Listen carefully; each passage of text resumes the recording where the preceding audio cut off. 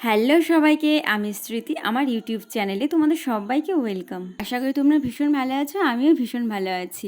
তো ভিডিওটা দেখে তোমরা বুঝতেই পারছো এটা কিসের ভিডিও হতে পারে।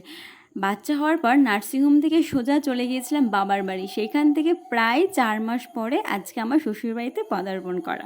আর আমাকে আনতে গিয়েছিল আমার শাশুড়ি, আমার আন্টি, আমার হাজব্যান্ড, আমার পিসি শাশুড়ি আর আমার দেওর।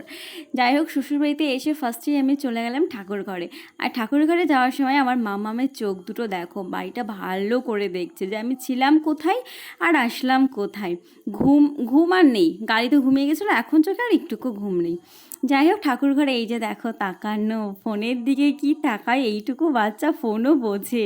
যাই হোক, এই যে ঠাকুর ঘরের সামনে আসলাম, ঠাকুর ঘরের সামনে এসে শুইয়ে দিলাম। শুইয়ে দেওয়া মাত্রই, মানে 1 সেকেন্ডও দেরি আর নেই, শুয়ে দেওয়া মাত্রই সঙ্গে সঙ্গে উপর হওয়া। তারপরে চলে আসলাম আমার মামামের রুমে। আর আমার মামামের রুমটা দেখো কি সুন্দর করে সাজিয়েছে। আর এই রুমটা সাজিয়েছে আমার শাশুড়ি, ননদিনীরা আর হচ্ছে আমার হাজব্যান্ড। খুব সুন্দর হয়েছে।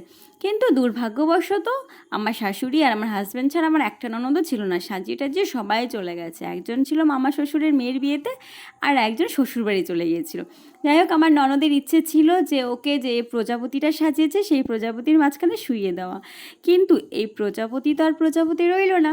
প্রজাপতির ডানা পাখনা সব ভেঙে চুরমার হয়ে গেল, সব কিছু শেষ হয়ে গেল। এই প্রজাপতি আর প্রজাপতি রইল না। আমার মাম্মামের অত্যাচারে প্রজাপতিটা শেষমেশ মারাই গেল।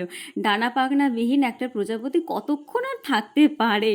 যাই হোক, আমার মাম্মামতে তো খিলু খিলু শুরু করে দিয়েছে, হাত পা ছড়িয়ে ছিটিয়ে। ফাইনালি আমার এই মাম্মামের ভিডিওটা তোমাদের কেমন লাগলো অবশ্যই জানিও। ভালো লাগলে লাইক, কমেন্ট আর ভিডিওটা শেয়ার করে দিও। আর হ্যাঁ, আমার প্রোফাইলটা ফলো করতে একদম ভুলো না। আজকে এখানে দেখা হচ্ছে নেক্সট ভিডিওতে। টাটা।